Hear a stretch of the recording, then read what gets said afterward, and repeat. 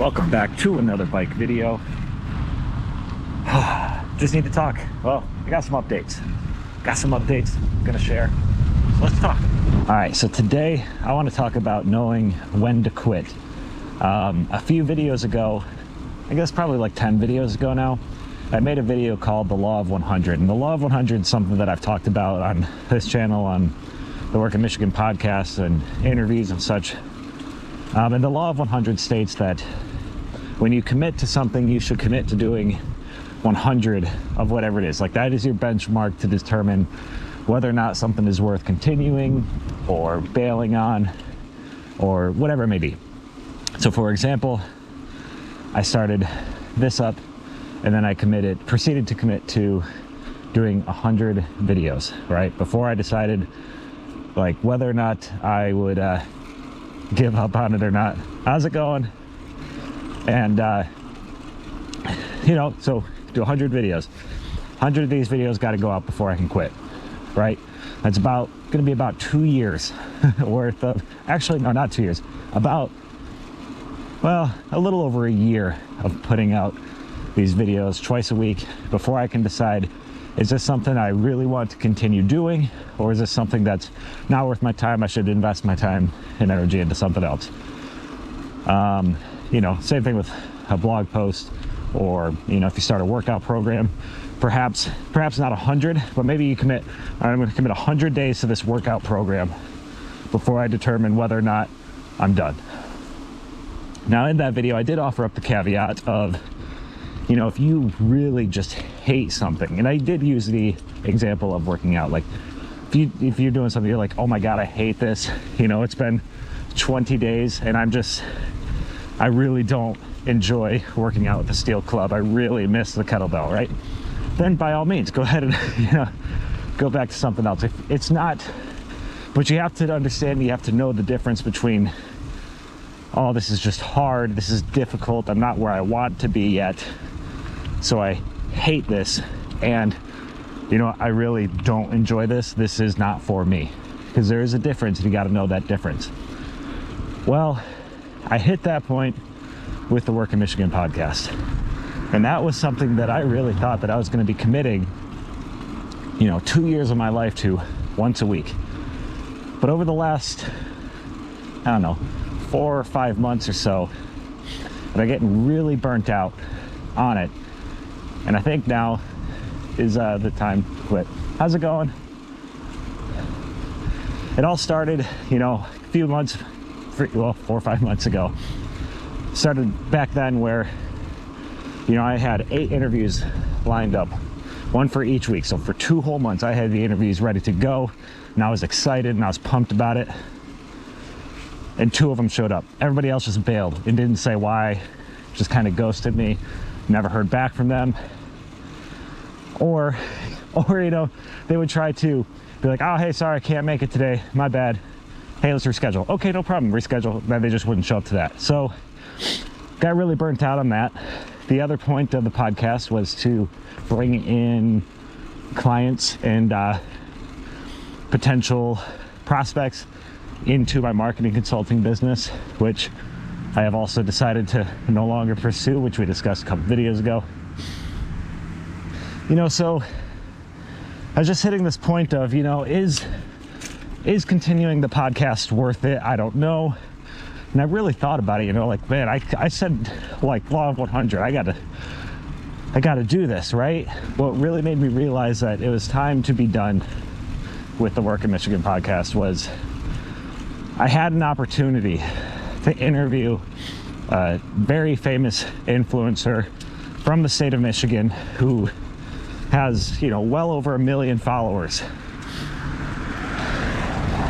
And I didn't want to, right? It wasn't anything to do with that person, but I sat there, I was like, man, here's this opportunity, jump on it if you want it.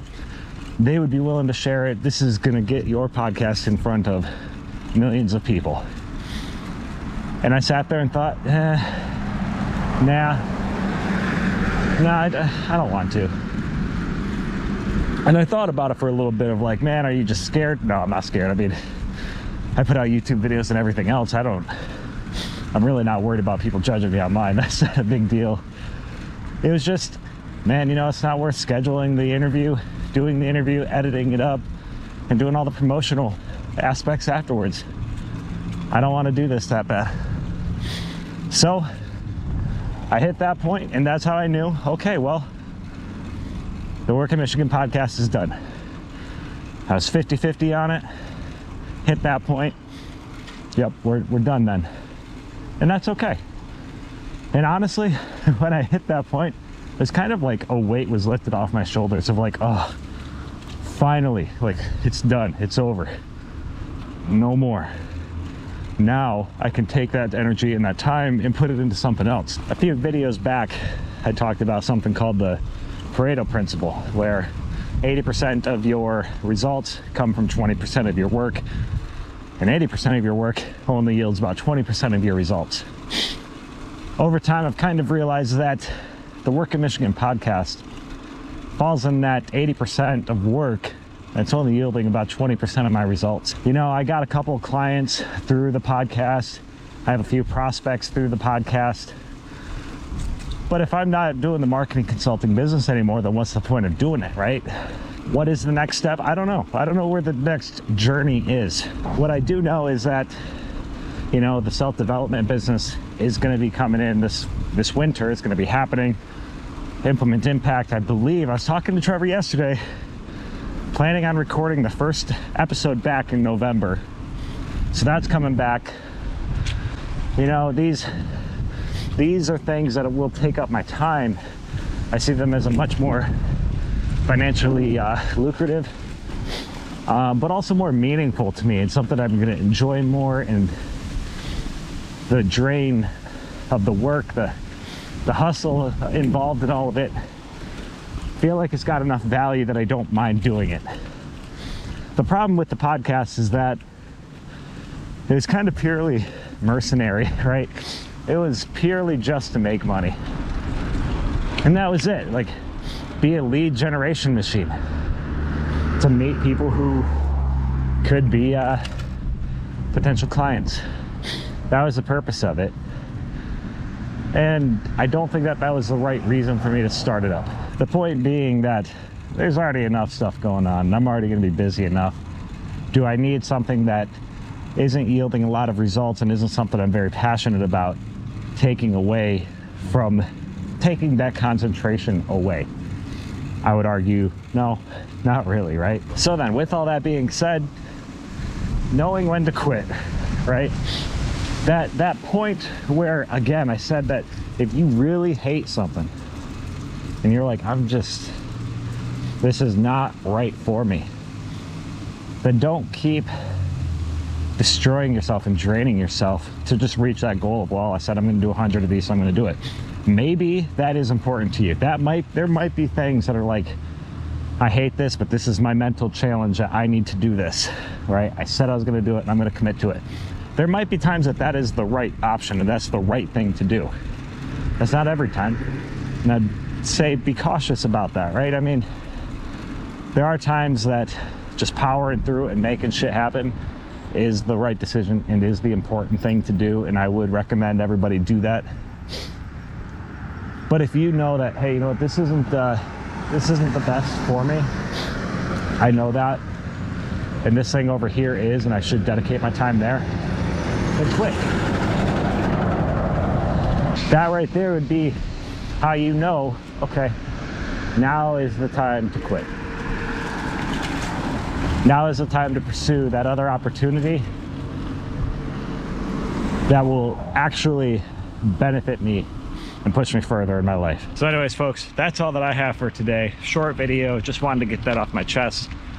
It was a very recent decision to end the podcast, and I needed to share that. So I wanted to do that, come out here real close to home, record the video, talk to all of y'all.